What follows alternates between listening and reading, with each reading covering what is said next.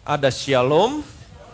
Hari ini kita akan sama-sama mengenang kembali, akan melihat kembali kebenaran demi kebenaran yang sudah Tuhan Yesus selesaikan buat saudara, buat saya, dari Getsemani sampai ke Golgota. Seperti yang tadi saya katakan, sesungguhnya tidak ada satupun kepentingan Tuhan Yesus harus berjalan melalui setiap penderitaan dari Getsemani sampai dengan Golgota, selain daripada dia menggantikan posisimu, menggantikan posisi saya. Amin. Dan kita akan melihat kebenaran demi kebenaran. Dan karena apa yang sudah Tuhan Yesus selesaikan buat saudara, saya percaya hari ini hidup saya sebagai orang percaya akan selalu lebih baik, dan akan menjadi lebih baik lagi. Kenapa? Karena pasti ada pemulihan. Karena apa yang sudah dia selesaikan di atas kayu salib, dia bayar semua hutang dosamu. Dia naik ke surga. Alkitab mengatakan dia harus tinggal di sana sampai pemulihan segala sesuatu. Sebelum dia datang yang kedua kali, menjemput saudara, menjemput saya. Semua yang pernah hilang sejak zaman Adam. Nanti kita akan lihat apa yang Yesus lakukan, penebusan yang dilakukan. Bukan hanya untuk sekarang, tapi sejak zaman Adam. Apapun yang hilang sejak zaman Adam, termasuk milikmu yang pernah hilang, itu harus dikembalikan kepada saudara. Amin. Bukan dalam keadaan yang sama, tapi dalam keadaan yang jauh lebih baik lagi. Much more. Yang percaya boleh bilang amin. Inilah firman Tuhan, Roma pasal 5 ayat 8 sampai dengan 10. Akan tetapi Allah menunjukkan kasih-Nya kepada kita oleh karena Kristus telah mati untuk kita ketika kita masih berdosa. Lebih-lebih karena kita sekarang telah dibenarkan oleh darah-Nya, kita pasti akan diselamatkan dari murka Allah. Sebab jikalau kita ketika masih seteru diperdamaikan dengan Allah oleh kematian anaknya, lebih-lebih kita yang sekarang telah diperdamaikan, pasti akan diselamatkan oleh hidupnya. Akan tetapi Allah menunjukkan kasih-Nya kepada kita oleh karena Kristus telah mati untuk kita ketika kita masih berdosa. Waktu saudara masih berdosa, Tuhan tidak menunjukkan murkanya sama saudara. Dia tidak menunjukkan penghukumannya sama saudara. Justru ketika saudara masih berdosa, dia menunjukkan kasih-Nya sama saudara. Memberikan anaknya datang ke dalam dunia ini. Membayar semua hutang dosamu. Lebih-lebih. Katakan bersama saya, lebih-lebih. Sekarang saudara bukan orang berdosa. Saudara sekarang telah dibenarkan oleh darah anaknya. Amin. Kita pasti, katakan bersama saya, kita pasti. Bilang sama kiri kanan saudara, kamu pasti.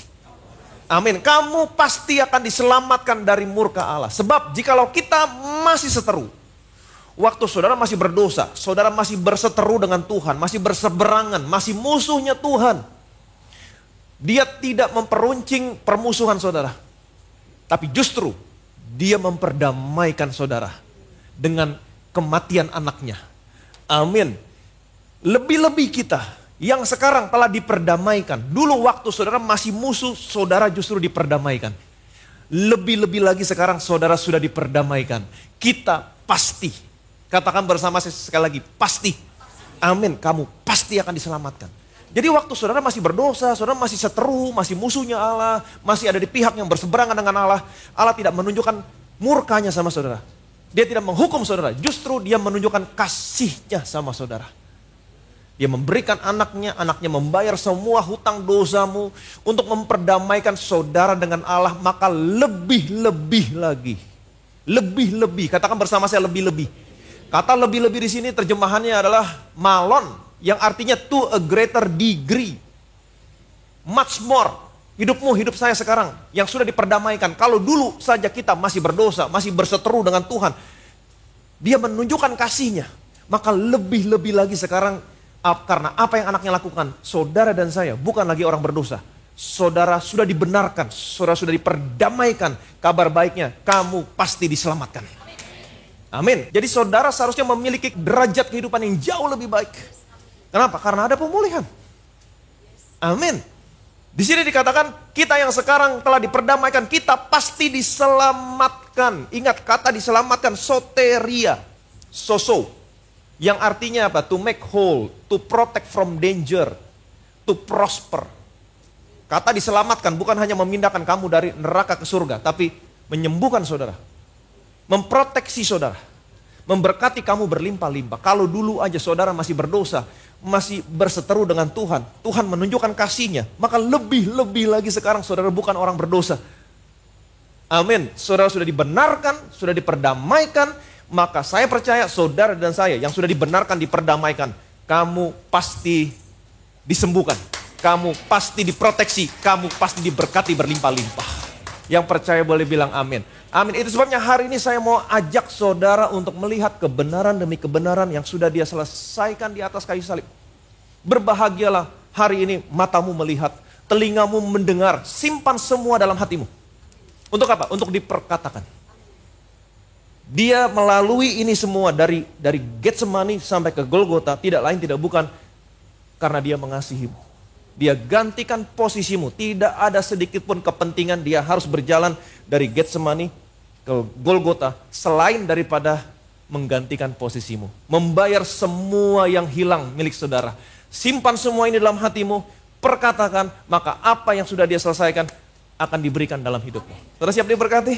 Amin. Kita firman Tuhan. Matius pasal 26, 36 sampai 38. Maka sampailah Yesus bersama murid-muridnya ke suatu tempat yang bernama Getsemani.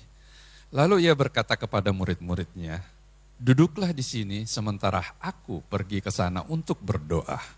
Dan Ia membawa Petrus dan kedua anak Zebedeus sertanya. Maka mulailah Ia merasa sedih dan gentar.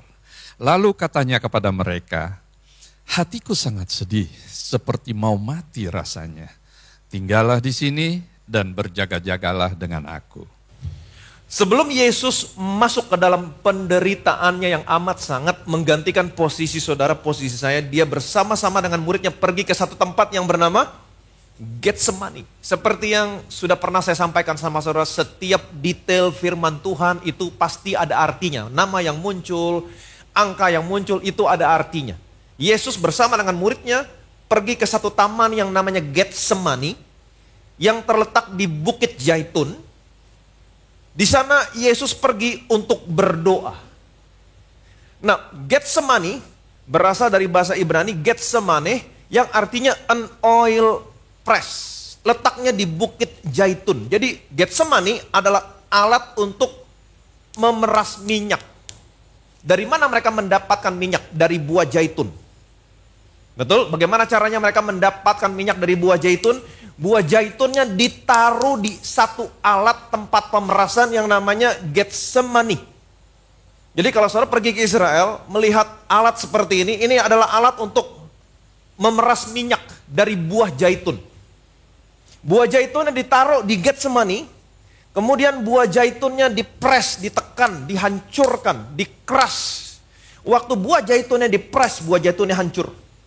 Kalau saudara pegang buah zaitun yang hancur, itu keluar minyak. Jadi waktu Tuhan Yesus ada di Taman Getsemani berdoa, Tuhan Yesus digambarkan sebagai buah zaitun yang dipres. Dia dipres, dia mengalami tekanan. Tadi dikatakan, hatiku sangat sedih, seperti mau mati rasanya. Dia mengalami pressure, dia mengalami tekanan. Injil yang lain, Injil Lukas menggambarkan bagaimana keadaan Tuhan Yesus waktu dia ada di Taman Getsemani. Ia sangat ketakutan dan makin bersungguh-sungguh berdoa. Peluhnya menjadi seperti titik-titik darah yang bertetesan ke tanah. Ia sangat ketakutan. Lukas menggambarkan bagaimana keadaan Yesus waktu Yesus ada di Taman Getsemani. Ia sangat ketakutan. Matius tadi berkata, dia sangat sedih, gentar, dia ketakutan. Dia mengalami pressure. Kenapa? Karena dia tahu sebentar lagi dia mau masuk ke dalam penderitaan.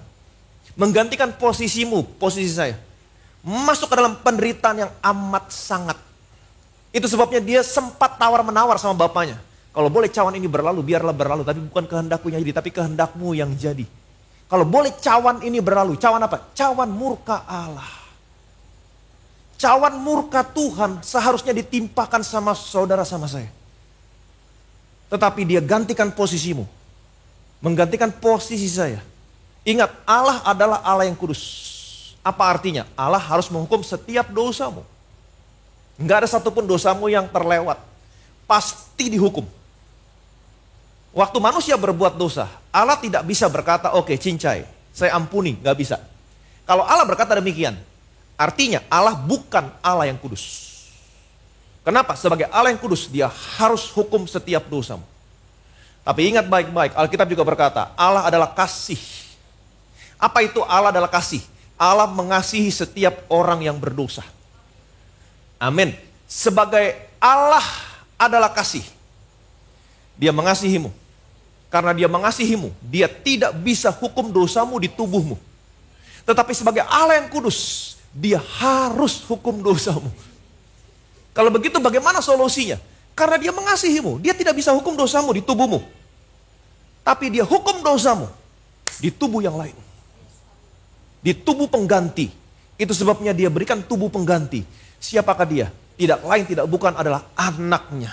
Anaknya datang ke dalam dunia ini, dia tidak berdosa. Di dalam dia tidak ada dosa. Dia tidak mengenal dosa. Tapi dia dibuat menjadi dosa karena kita. Kenapa? Semua dosamu, semua dosa saya. Yang seharusnya dihukum di tubuhmu. Tapi karena dia mengasihimu, dia tidak hukum dosamu di tubuhmu. Dia tanggungkan dosamu di tubuh anaknya. Dia lampiaskan murkanya di tubuh anaknya.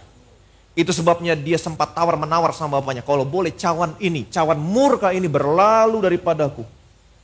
Tapi bukan kehendakku, kehendakmu yang jadi. Dia harus melalui cawan ini. Itu sebabnya dia sangat ketakutan. Dia bersungguh-sungguh berdoa. Dia tahu sebentar lagi dia mau masuk ke dalam penderitaan yang amat sangat menggantikan posisimu, menggantikan posisi saya. Sebagaimana buah zaitun dipres, hancur, keluar minyak. Waktu Yesus ada di Taman Getsemani, dia mengalami pressure, dia mengalami tekanan. Alkitab berkata, peluhnya menjadi seperti titik-titik darah. Yesus berpeluh. Alkitab mengatakan menjadi seperti titik-titik darah. Bahasa aslinya, Yesus berkeringat darah. Keringat campur darah. Seorang dokter mengatakan, seseorang bisa saja mengalami hal ini, berkeringat darah. Ketika seseorang ada dalam satu keadaan, dia mengalami stres tingkat tinggi, depresi tingkat tinggi. Pembuluh darah, terjadi pecah pembuluh darah yang mengalirkan darah, pembuluh darah kapiler yang mengalirkan darah ke dalam kelenjar keringat itu pecah. Sehingga darah bercampur keringat keluar melalui kelenjar keringat, berkeringat darah. Istilah kedokterannya hematidrosis atau hematohidrosis. Bahasa umumnya berkeringat darah. Ini yang dialami Yesus. Ia sangat ketakutan, makin bersungguh-sungguh berdoa, peluhnya menjadi seperti titik-titik darah. Yesus berkeringat darah dan bertetesan kemana? Ke tanah. Alkitab sangat spesifik sekali. Berkeringat, keringat campur darah menetes ke tanah. Ada darah yang tercurah di sini. Artinya apa? Ada penebusan yang Yesus lakukan. Karena Alkitab mengatakan, tidak ada penebusan tanpa penumpahan darah. Kalau ada darah yang tertumpah, berarti ada penebusan. Nah, penebusan apa yang Yesus lakukan? Tidak lain tidak bukan, penebusan yang dia lakukan ada hubungannya dengan peluh dan ada hubungan dengan tanah. Betul? Penebusan apa yang dia lakukan? Kita kembali ke Taman Eden. Itu sebabnya tadi saya katakan penebusan yang Yesus lakukan. Sejak dari Taman Eden, semua yang hilang sejak dari Taman Eden, itu harus dikembalikan sama saudara. Harus dikembalikan sama saya. Amin. Kejadian pasal 3, 17-19. Lalu berfirmannya kepada manusia itu, karena engkau mendengarkan perkataan istrimu dan memakan dari buah pohon yang telah kuperintahkan kepadamu, jangan makan daripadanya, maka terkutuklah tanah karena engkau. Dengan bersusah payah engkau akan mencari rezekimu dari tanah seumur hidupmu. Semak duri dan rumput duri yang akan dihasilkannya bagimu, dan tumbuhan di padang akan menjadi makananmu. Dengan berpeluh engkau akan mencari makananmu, sampai engkau kembali lagi menjadi tanah. Karena dari situlah engkau diambil, sebab engkau debu dan engkau akan kembali menjadi debu. Kembali ke ayat yang sebelumnya, ayat 17. Waktu manusia jatuh dalam dosa, tanah dikutuk. Betul? Terkutuklah tanah karena engkau. Tanah dikutuk. Sehingga manusia harus bersusah payah mencari rezekinya. Ya kan? Tetapi yang dihasilkan rumput duri semak duri. Tanah dikutuk, manusia bersusah payah mencari rezekinya seumur hidupnya, sampai dia kembali lagi menjadi debu, artinya sampai dia mati. Seumur hidupnya dia bersusah payah mencari rezekinya. Kenapa? Karena tanah dikutuk. Dan dia berpeluh, ayat berikutnya. Karena tanah dikutuk, dia bersusah payah, sampai berpeluh engkau akan mencari makananmu. Sampai engkau kembali lagi menjadi tanah. Sampai dia mati, dia bersusah payah mencari rezekinya dan sampai berkeringat. Kenapa? Karena tanah dikutuk. Ingat, ada hubungannya dengan tanah dan peluh. Ini namanya kutuk di Taman Eden. Waktu manusia jatuh dalam dosa, tanah dikutuk, manusia bersusah payah mencari rezekinya, dan sekalipun dia sampai berpeluh, berkeringat, kerja keras, hasilnya semak duri. 0. Seumur hidupnya. Tetapi saya punya kabar baik buat saudara. Kutuk di Taman Eden sudah diselesaikan sama Yesus di Taman Getsemani. Yang percaya boleh bilang amin. Amin. Waktu keringat campur darah, waktu darah Yesus bercampur keringat, menetes ke tanah. Tanah yang tadinya dikutuk, sehingga manusia harus bersusah payah, sampai sekalipun berpeluh, mencari rezeki dan makanannya, tetap hasilnya semak duri. Tapi waktu darah campur keringat menetes ke tanah, tanah yang tadinya dikutuk, ditebus, menjadi tanah yang diberkati. Saudara dan saya yang percaya sama Yesus, ini kabar baiknya, kemanapun kamu melangkah, setiap tempat yang kamu injak, tidak lagi ada tanah yang dikutuk. Setiap tempat yang kamu injak adalah tanah yang diberkati, menghasilkan berlipat kali ganda. Bilang sama kiri kanan saudara, kemanapun kita melangkah kita diberkati. Oke, simpan semua ini dalam hatimu. Oke, simpan semua ini dalam hatimu. Untuk apa? Untuk diperkatakan. Jadi ketika saudara mengalami situasi di mana tidak ada breakthrough, tidak ada terobosan, bersusah payah, marketing jor-joran, promosi habis-habisan, tapi nggak ada hasilnya, perkatakan. Yesus sudah selesaikan buat saudara di Taman Getsemani. Tuhan, Engkau sudah menyelesaikan buat saya di Taman Getsemani. Waktu Adam jatuh dalam dosa, tanah memang dikutuk. Manusia harus bersusah payah. Sampai sekalipun berkeringat mencari makanan, mencari rezekinya, tetap yang dihasilkan 0, semak duri. Tapi aku percaya Tuhan, Engkau sudah menebus semua kutuk di Taman Eden buat saya di Taman Getsemani. Darahmu bercampur keringat, menetes ke tanah. Setiap tanah yang dikutuk sudah ditebus. Sekarang kemanapun aku melangkah Tuhan, aku diberkati. Perkatakan. Amin. Dan apa yang sudah Tuhan Yesus selesaikan akan menjadi bagianmu. Kemanapun kamu melangkah, kamu diberkati. Yang percaya boleh bilang amin. Jadi setelah Yesus selesai berdoa semalam-malaman bersama-sama dengan murid-muridnya, Alkitab menceritakan datanglah Yudas membawa serombongan orang, membawa pentung, membawa pedang. Mereka menangkap Yesus. Semua murid-murid Yesus lari meninggalkan Yesus. Yesus ditangkap, dibawa ke dalam mahkamah agama. Di hadapan imam besar Kayafas, mereka mengadili Yesus. Mereka meninju muka Yesus, mereka meludahi Yesus. Dan orang-orang lain memukul Yesus. Setelah itu mereka membawa Yesus ke hadapan wali negeri, hadapan Pilatus. Pilatus mengajukan beberapa pertanyaan kepada Yesus untuk menyelidiki Yesus. Tapi Yesus tidak menjawab sepatah kata pun. Dan ini membuat Pilatus bingung. Kemudian Alkitab menceritakan pada saat itu ada satu kebiasaan dari wali negeri untuk membebaskan salah seorang yang ada di dalam tahanan. Menurut permintaan banyak orang. Dan ini sudah menjadi kebiasaan pada tiap-tiap hari raya. Pada saat itu di dalam tawanan ada seorang yang terkenal kejahatannya, pemberontak, pembunuh, perampok. Siapakah namanya? Barabas. Tapi semua orang sudah bertekad untuk meminta Barabas dibebaskan, Yesus dihukum mati. Matius pasal 27. Ayat 21 sampai 26. Wali negeri menjawab dan berkata kepada mereka, siapa di antara kedua orang itu yang kamu kehendaki kubebaskan bagimu? Kata mereka, Barabas. Kata Pilatus kepada mereka, jika begitu, apakah yang harus kuperbuat dengan Yesus yang disebut Kristus? Mereka semua berseru, ia harus disalibkan. Katanya, tetapi kejahatan apakah yang telah dilakukannya? Namun mereka makin keras berteriak, ia harus disalibkan.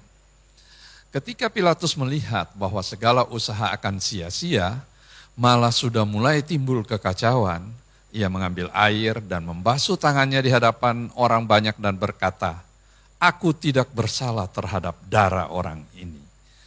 Itu urusan kamu sendiri."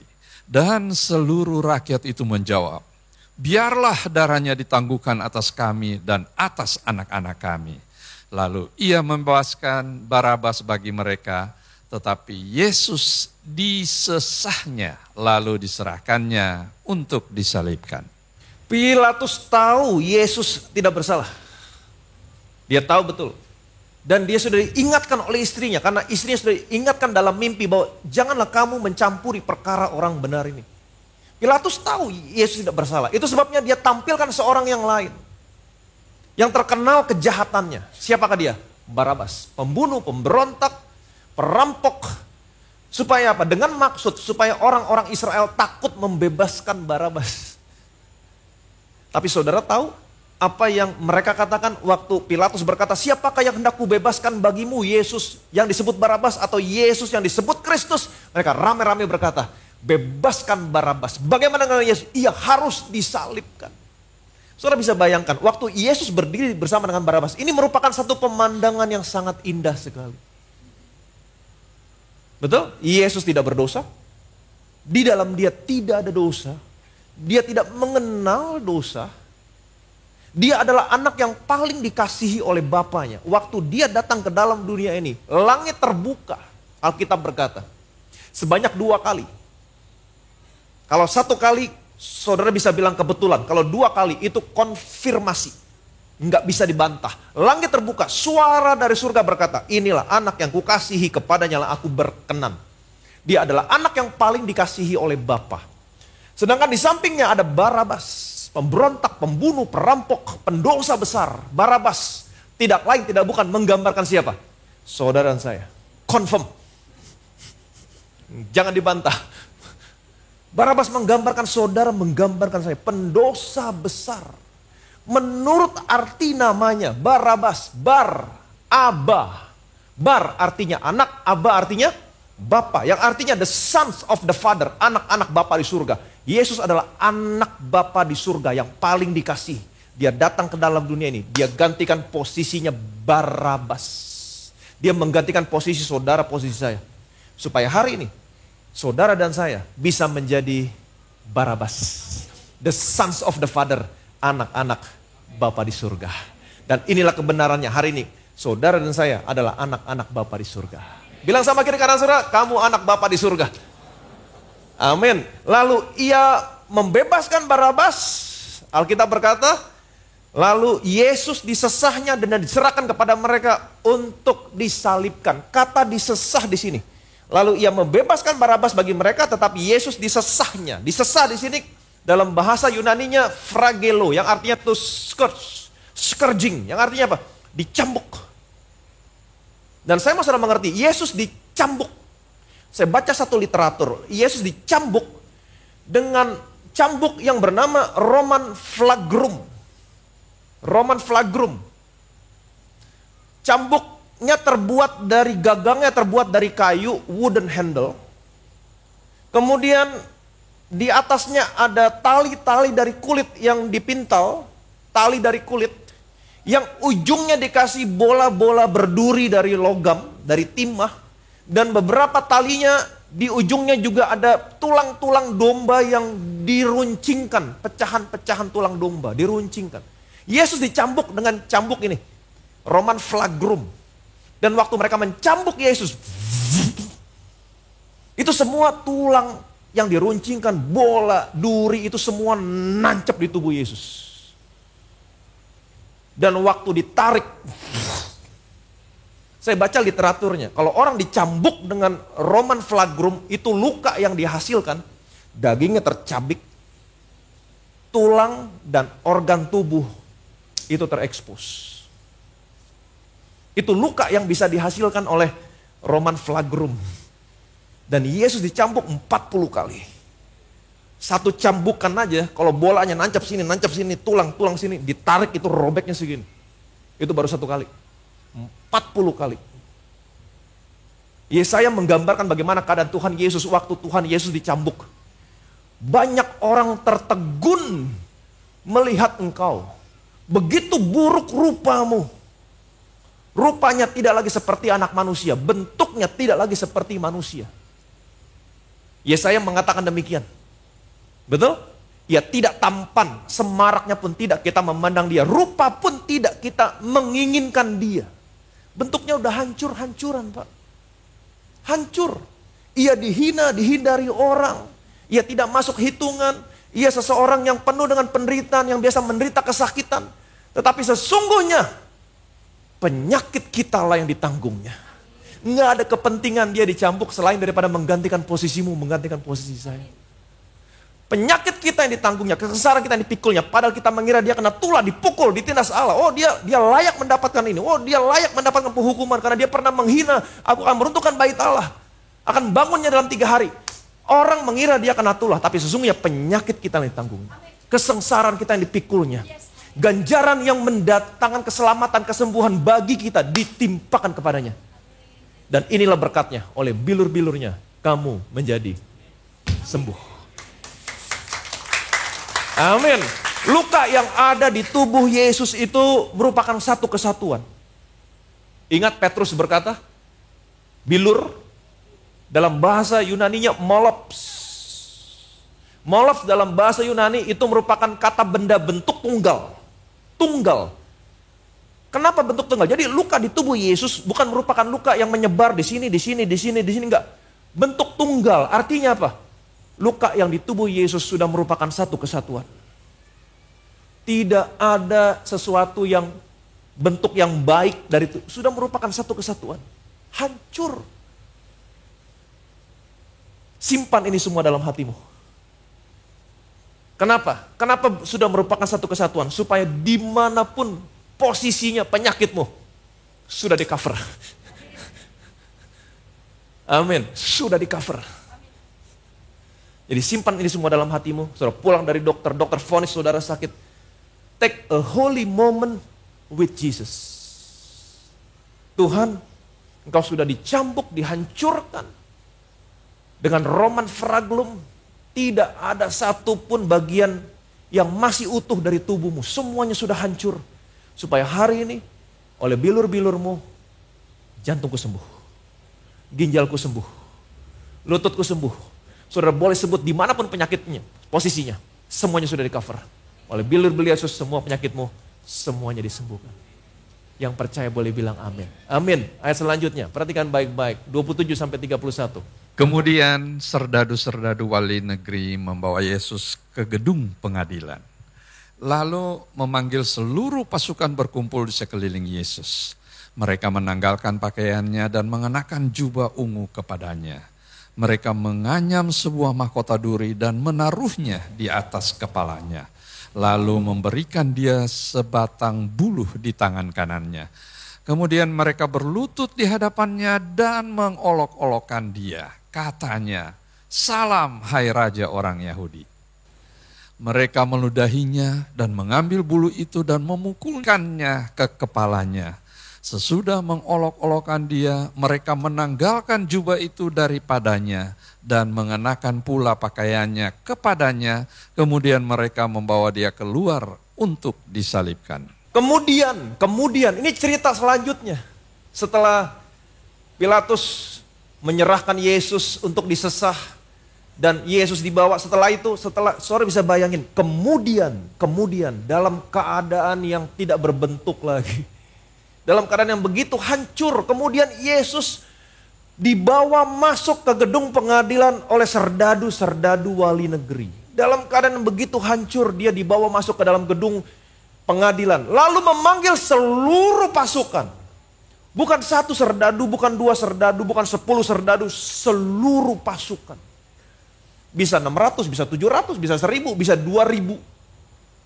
Semuanya mengelilingi Yesus.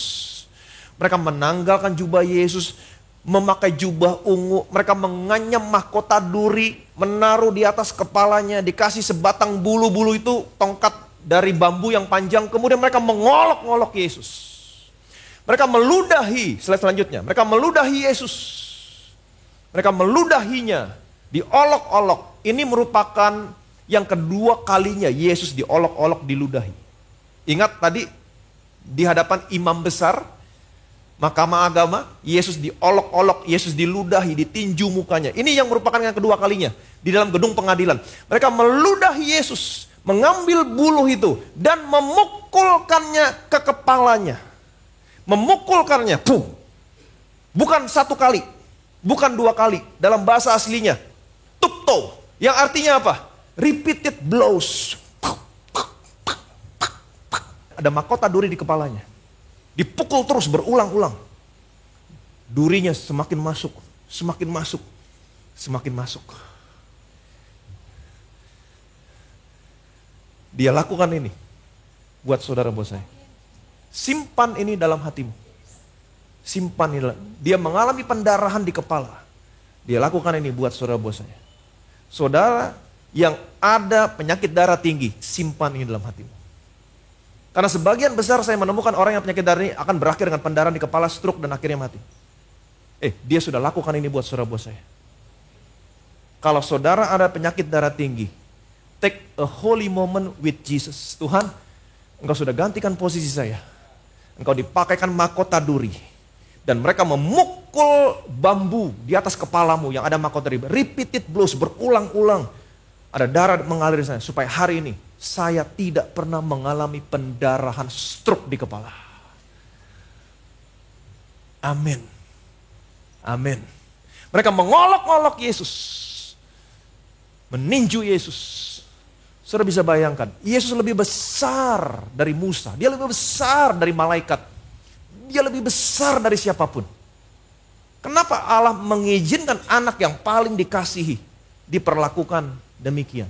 Yesaya pasal 50 ayat yang ke-6.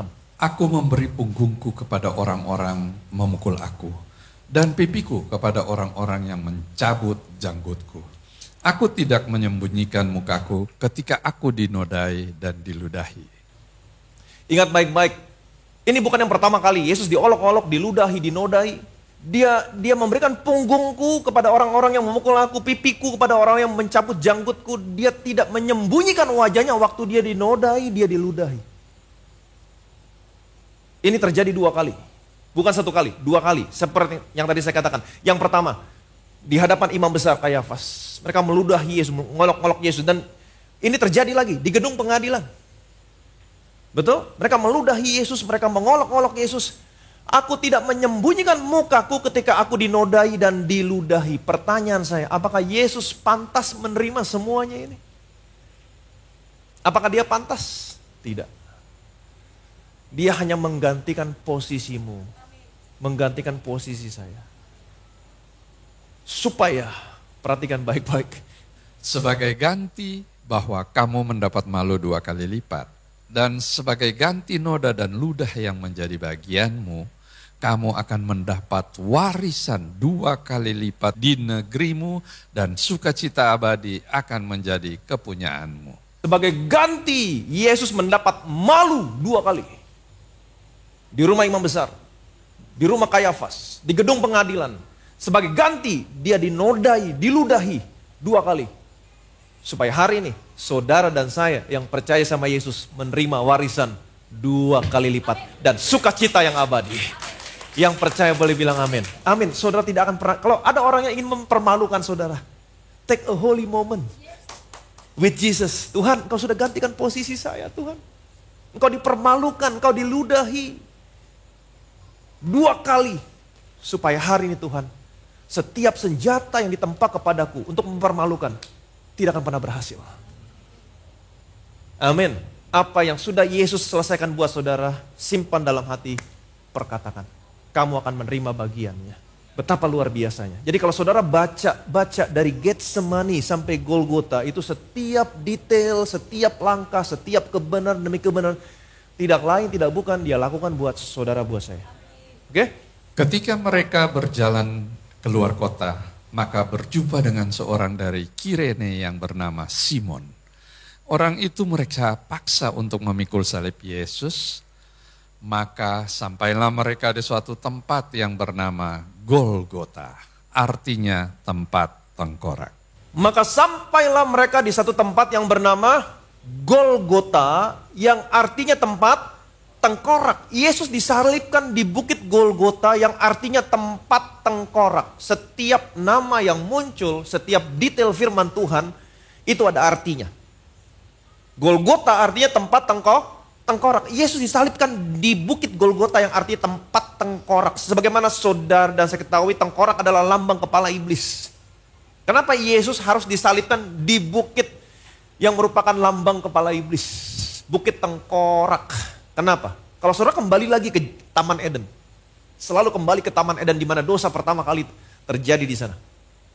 Waktu manusia jatuh dalam dosa, Tuhan berkata kepada ular, dengan perutmu lah engkau akan menjalar, debu tanahlah akan kau makan seumur hidupmu. Debu tanah akan kau makan seumur hidupmu. Apa yang dimaksud dengan debu tanah yang menjadi makanan iblis? Waktu Allah menciptakan manusia dari debu, dari tanah, kemudian Allah menghembuskan nafasnya, memberikan rohnya, ruah.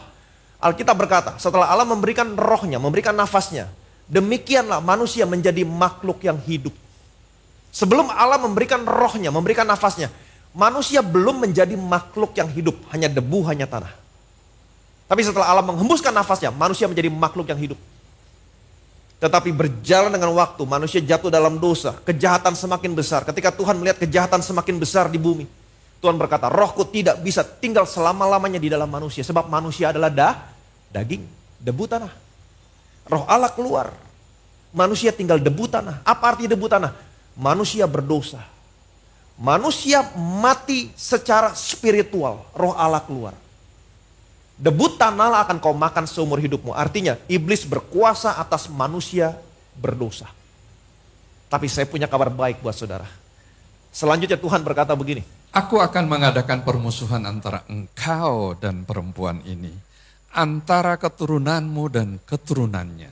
Keturunannya akan meremukkan kepalamu dan engkau akan meremukkan tumitnya. Aku akan mengadakan permusuhan antara engkau, iblis, dan perempuan ini, antara keturunanmu dan keturunannya, keturunan perempuan ini akan meremukkan kepalamu, akan meremukkan kepala iblis. Keturunan perempuan ini akan meremukkan kepalamu, iblis. Siapa yang dimaksud dengan keturunan perempuan ini? Tidak lain dan tidak bukan adalah siapa? Yesus. Yesus akan meremukkan kepalamu. Itu sebabnya Yesus tidak disalib dimanapun. Dia disalib di bukit Golgota yang artinya tempat tengkorak yang merupakan kepala iblis. Waktu salib Yesus ditancapkan di bukit Golgota, tempat tengkorak. Disitulah firman digenapi. Keturunannya akan meremukkan kepalamu. Darah tercurah di atas kayu salib. Darah yang tercurah menghapus semua dosamu. Saudara bukan lagi orang berdosa. Saudara tidak lagi bisa dikuasai iblis. Iblis tidak lagi berkuasa atas saudara. Alkitab berkata, barang siapa menerimanya diberinya kuasa untuk menjadi anak-anak Allah. Waktu darahnya tercurah menguruskan kamu satu kali untuk selamanya. Kamu bukan lagi orang berdosa. Kamu adalah anak-anak Bapa di surga. Iblis tidak berkuasa atas kamu. Sebaliknya kamu punya kuasa untuk menghancurkan iblis. Yang percaya boleh bilang amin. Bilang sama kiri kanan saudara, kamu punya kuasa menghancurkan iblis. Amin. Ayat selanjutnya, perhatikan baik-baik. Lalu mereka memberi dia minum anggur bercampur empedu. Setelah ia mengecapnya, ia tidak mau meminumnya. Lalu mereka memberi dia minum anggur bercampur empedu. Di Injil yang lain dikatakan, lalu ia memberi dia minum anggur bercampur mur.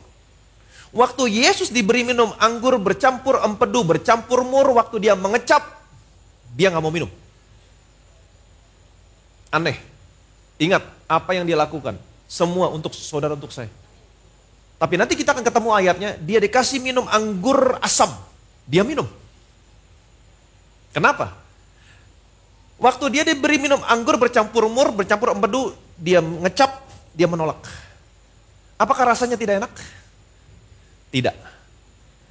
Max Lucado dalam bukunya yang berjudul He Did This Just For You, dia mengatakan di sana, anggur bercampur empedu atau anggur bercampur mur itu punya khasiat untuk meredakan dari rasa sakit. Menghilangkan rasa sakit. Kalau zaman sekarang, ponstan. Sama seperti ponstan, menghilangkan rasa sakit.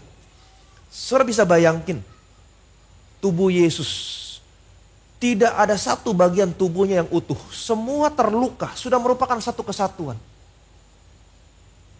Tulang-tulang terekspos. Karena Mazmur mengatakan, tulang-tulangku dapat kuhitung.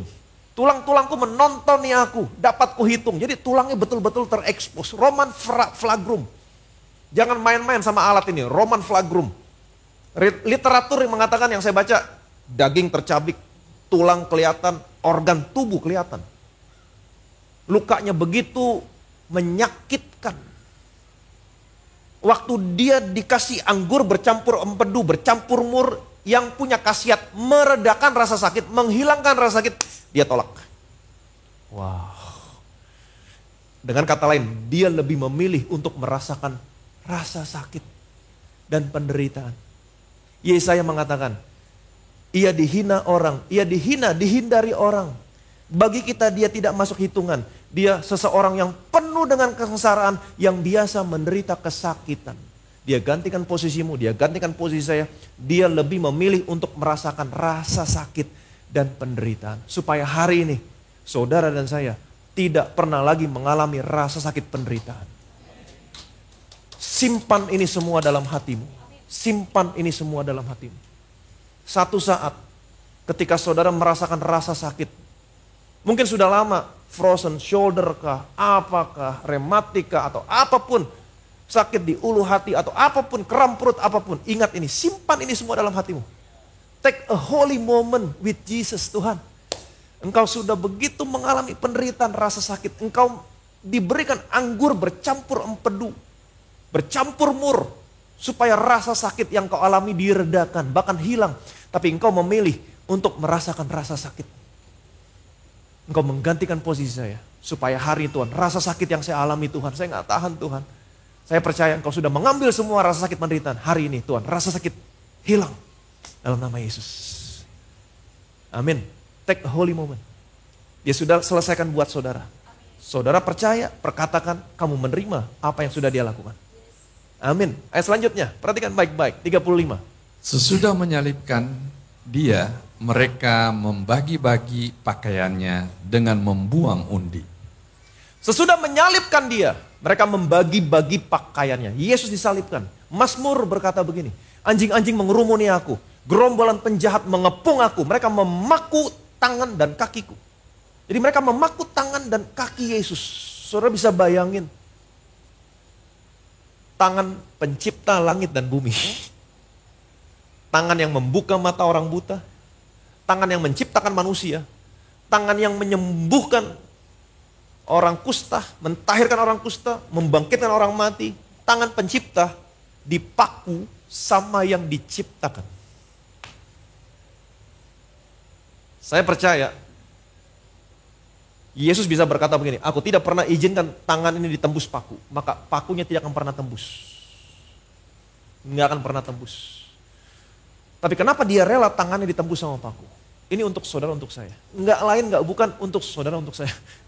Kolose pasal 2. Kamu juga, meskipun dahulu mati oleh pelanggaranmu dan oleh karena tidak disunat secara lahiriah, telah dihidupkan Allah bersama-sama dengan dia.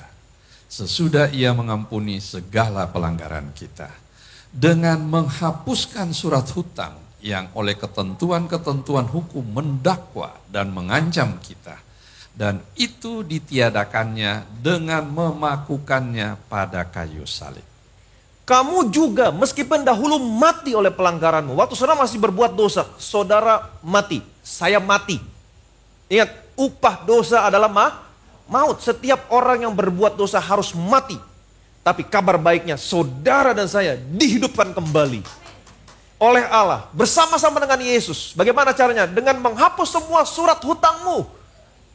Dan itu dilakukannya, ditiadakannya dengan memakukannya pada kayu salib. Yesus bisa saja aku tidak pernah izinkan tangan ini ditembus paku. Dan tangan ini tidak pernah ditembus paku. Tapi saudara mati, saya mati. Dia relakan tangannya terbuka, tangan pencipta dipaku sama yang diciptakan. Saudara kasih makan orang, saudara dijahatin sama orang yang kasih makan. Saudara terima gak? Saudara gak akan pernah terima. Saya yang ciptain kamu, saya yang kasih kehidupan sama kamu, saya pelihara kamu sampai hari ini, tapi lu paku gua. Maka kemanusiaan kita akan berkata, gua gak pernah izinkan lu sentuh gua. Betul? Tapi kalau Yesus berkata demikian, saudara mati, saya mati. Tapi dia relakan tangannya terbuka. Dia biarkan paku ini menembus. Waktu dia buka, paku ini menembus. Dia tahu, kamu, saya memperoleh hidupmu kembali. Amin. Kita hidup kembali. Karena semua hutang kita lunas. Bagaimana caranya? Dipaku di atas kayu salib. Betapa saudara saya diberkati Tuhan. Amin. Ayat berikutnya. Dan segeralah datang seorang dari mereka.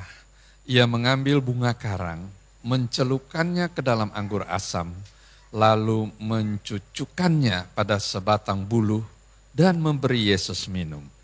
Dan segeralah datang seorang dari mereka. Ia mengambil bunga karang, mencelupkannya ke dalam anggur asam, lalu mencucukkan ke dalam sebatang buluh dan memberi Yesus minum. Injil yang lain berkata begini, Injil Yohanes. Sesudah itu, karena Yesus tahu bahwa segala sesuatu telah selesai, berkatalah ia, supaya genaplah yang tertulis dalam kitab suci, aku haus. Di situ ada suatu bekas penuh anggur asam. Maka mereka mencucukkan bunga karang yang telah dicelupkan dalam anggur asam pada sebatang hisop, lalu mengunjukkannya ke mulut Yesus. Sesudah Yesus meminum anggur asam itu, berkatalah ia, sudah selesai. Lalu ia menundukkan kepalanya dan menyerahkan nyawanya. Di situ ada satu bekas penuh anggur asam. Maka mereka mencucukkan bunga karang yang telah dicelupkan ke dalam anggur asam pada sebatang hisop, lalu mengunjukkan ke mulut Yesus. Sesudah Yesus minum anggur asam itu. Tadi dikasih minum anggur campur empedu, anggur campur mur, dia tolak. Dia tolak untuk saudara, untuk saya. Dan sekarang dia minum untuk saudara, untuk saya. Anggur asam. Kenapa dia minum anggur asam? Dan dia berkata, sudah selesai. Sudah selesai. Ada satu kebenaran di sini tentang anggur asam yang harus saudara dan saya tahu. Yeremia. Pada waktu itu, orang tidak akan berkata lagi, ayah makan buah mentah dan gigi anak-anaknya menjadi ngilu. Melainkan setiap orang akan mati karena kesalahannya sendiri. Setiap manusia yang makan buah mentah, giginya sendiri menjadi ngilu. Pada waktu itu orang tidak akan berkata lagi, ayah makan buah mentah, gigi anak-anaknya menjadi ngilu. Pada waktu itu orang tidak berkata lagi, ayah makan buah mentah, gigi anak jadi ngilu. Artinya sebelum-sebelumnya orang selalu berkata, ayah makan buah mentah, gigi anak jadi ngilu. Betul? Kata buah mentah di sini terjemahannya adalah sour grape. Anggur asam. Anggur asam. Pada waktu itu, orang tidak akan berkata lagi, ayah makan anggur asam, gigi anak jadi ngilu. Sebelum-sebelumnya orang berkata, ayah makan anggur asam, gigi anak yang ngilu. Nah, ini berbicara tentang apa? Ayah yang berbuat, anak yang kena getahnya. Ini berbicara apa? Kutuk keturunan. Ini berbicara kutuk keturunan. Pada waktu itu orang tidak akan berkata lagi. Artinya apa? Pada waktu itu kutuk keturunan tidak berlaku lagi. Kapan? Kapan waktunya? Kalau saudara baca perikopnya secara keseluruhan, judul perikopnya adalah Perjanjian Baru. Kapan kutuk keturunan tidak berlaku lagi? Pada waktu perjanjian baru dibuat. Di mana perjanjian baru dibuat? Di atas kayu salib. Karena darah yang tercurah adalah darah yang menjadi materai dari satu perjanjian yang baru. Pada waktu perjanjian baru dibuat, kutuk keturunan tidak berlaku lagi. Kapan tepatnya? Kapan tepatnya? Karena Yesus tergantung di atas kayu salib. Dari jam 9 sampai jam 3 sore. Kapan kutuk keturunan selesai? Waktu Yesus minum anggur asam. Sebelumnya orang berkata, ayam minum anggur asam, gigi anak jadi ngilu. Ini kutuk keturunan. Tapi di atas kayu salib, dia minum anggur asam. Artinya apa? Dia tanggung semua dosa orang tuamu. Dia tanggung semua dosa kakek nenekmu. Dia tanggung semua dosa encim engkongmu. Supaya hari ini, saudara yang percaya sama Yesus sudah dibebaskan dari kutuk keturunan. Amin. Kalau saudara pergi ke dokter dan saudara divonis sakit jantung, maka dokter biasanya berkata begini, ada keluarga sakit jantung? Oh, kakek saya sakit jantung. Ada lagi? Oh, bapak saya sakit jantung. Semua mati umur 40 tahun. 40 tahun mati, kamu sekarang 39, umurmu 1 tahun lagi. Pulang ke rumah, take a holy moment with Jesus. Ambil perjamuan kudus. Tuhan, engkau sudah minum anggur asam di atas kayu salib. Sejak saat itu, orang tidak akan berkata lagi, ayah yang minum anggur asam, gigi anak-anaknya menjadi ngilu. Artinya hari ini, kutuk keturunan tidak berlaku buat saya. Kakek saya boleh mati muda 40 tahun, bapak saya boleh mati muda 40 tahun. Tapi hari ini aku percaya Tuhan, kau sudah tanggung semua kutuk keturunan. Dengan umur panjang, engkau kenyangkan aku, dan aku senantiasa memperlihatkan keselamatan yang daripadamu. Umurku panjang, aku sehat, aku kuat, aku bebas dari kutuk keturunan. Yang percaya boleh bilang amin. Simpan ini dalam hatimu untuk diperkatakan. Amin. Ayat yang ke-51. Dan lihatlah, tabir bait suci terbelah dua, dari atas sampai ke bawah, dan terjadilah gempa bumi, dan bukit-bukit batu terbelah. Dan lihatlah, tabir bait suci terbelah dua dari atas sampai ke bawah. Tabir bait suci. Tabir, tirai. Bait suci memisahkan antara ruang kudus dengan ruang maha kudus. Sebagaimana kita ketahui, Allah ada di ruang maha kudus. Waktu Yesus mati, tabirnya robek dari atas sampai ke bawah. Tadinya berfungsi sebagai pemisah antara Allah dengan umatnya. Tapi waktu Yesus mati, tabirnya robek. Artinya apa? Tidak lagi ada pemisah antara saudara dan saya dengan Allah. Karena apa yang anaknya lakukan. Tapi dari sudut pandang orang Yahudi, saya mau kasih tahu dulu dari sudut pandang orang Yahudi. Apa yang dilakukan seorang bapak? Karena siapa yang mati di sini? Yesus. Siapa Yesus? Anak Allah. Anak Bapa. Dari sudut pandang orang Yahudi, apa yang dilakukan seorang bapak waktu anaknya mati? Dia robekin bajunya untuk menyatakan kesedihannya.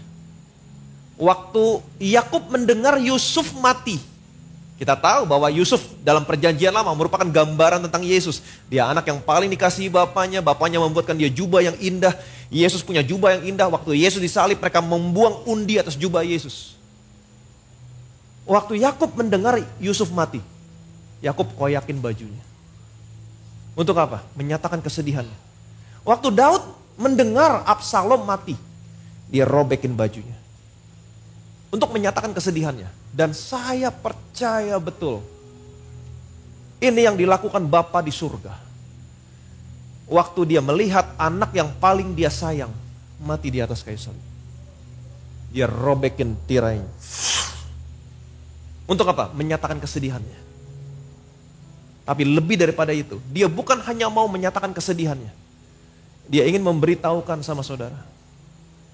Sejak Yesus mati di atas kayu salib, dia robek tirainya. Sejak saat itu, tidak lagi ada pemisah antara saudara dan saya dengan Allah.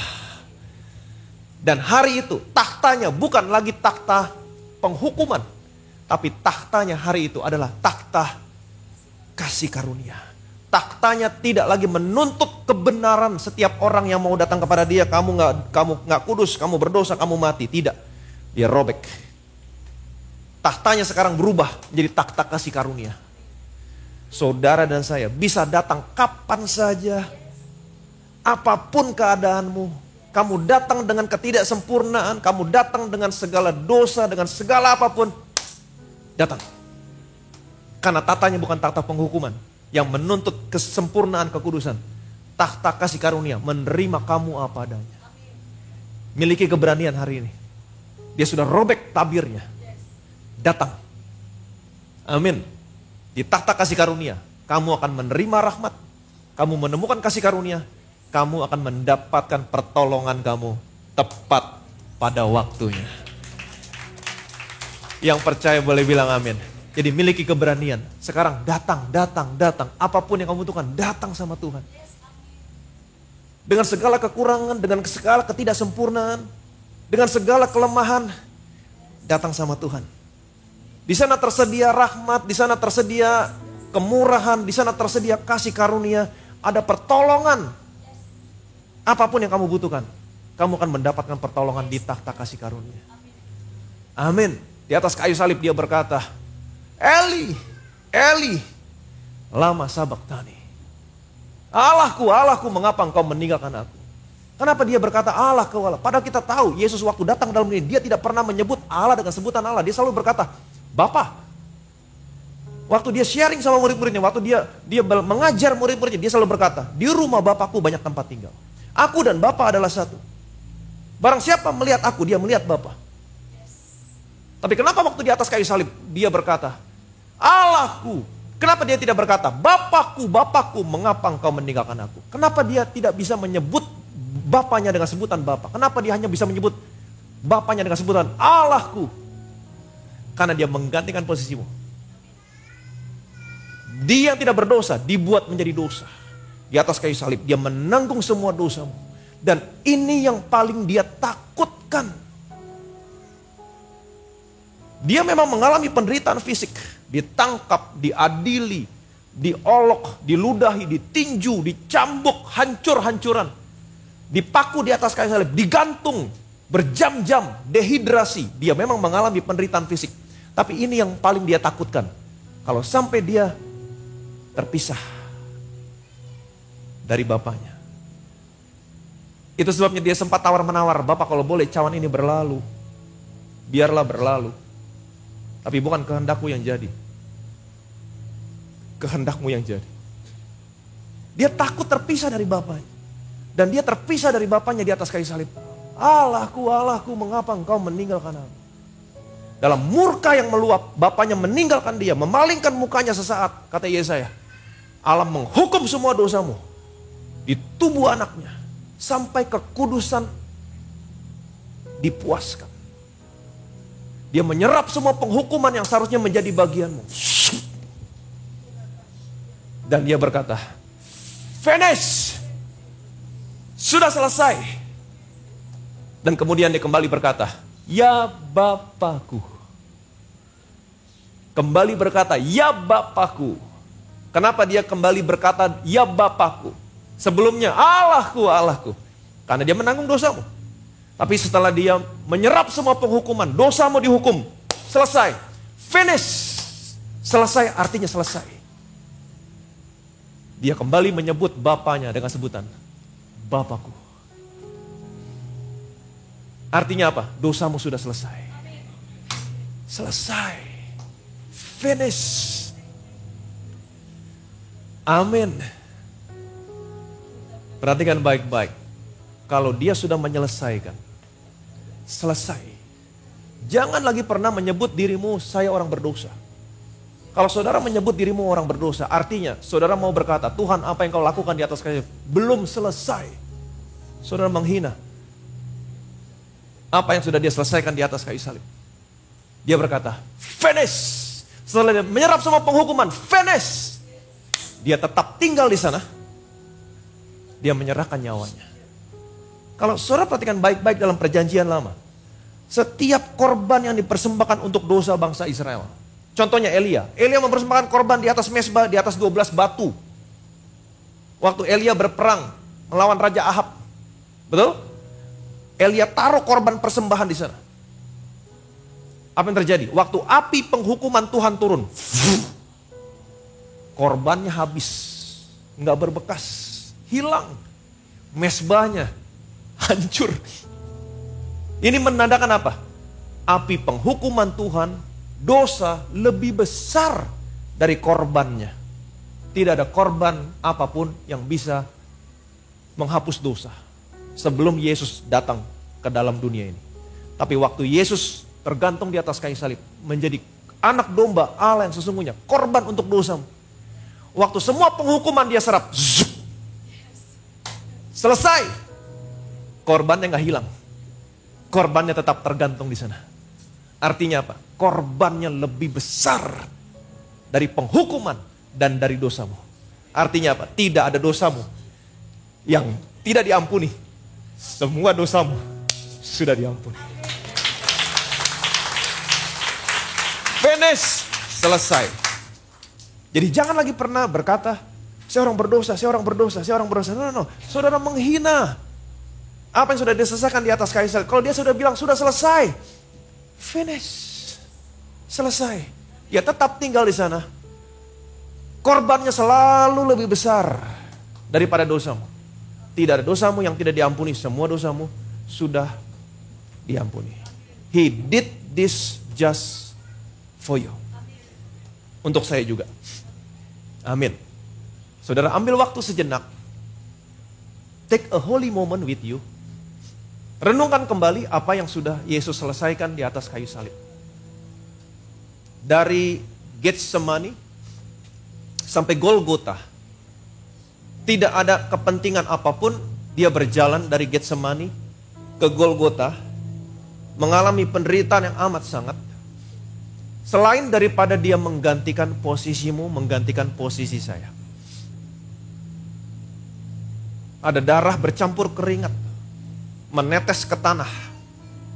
Karena waktu manusia jatuh dalam dosa, tanah dikutuk. Seumur hidupnya manusia bersusah payah. Sekalipun sampai berkeringat, bekerja keras, hasilnya tetap semak duri. Tetapi di Taman Getsemani, dia ketakutan. Kalau boleh cawan ini berlalu, biarlah berlalu. Tapi bukan kehendakku yang jadi, kehendakmu yang jadi. Dia minum cawannya. Dia berkeringat darah, menetes ke tanah, menebus kutuk di Taman Eden. Sehingga hari ini kamu yang percaya sama Yesus, kemanapun kamu melangkah, setiap tempat yang kamu injak, tempat yang diberkati. Dia dicambuk, diolok-olok, dipermalukan, diludahi sebanyak 2 kali. Di rumah imam besar, di gedung pengadilan. Dia memberikan punggungnya kepada orang-orang yang memukul dia. Pipinya kepada orang yang mau menjambak janggutnya. Ia tidak menyembunyikan wajahnya, dinodai, diludahi 2 kali. Dia mendapat malu 2 kali lipat, dipermalukan 2 kali, diolok-olok 2 kali, dinodai, diludahi 2 kali. Supaya hari ini sebagai gantinya, saudara dan saya mendapat warisan 2 kali lipat. Dan sukacita yang abadi. Dia lakukan ini semua buat saudara, buat saya.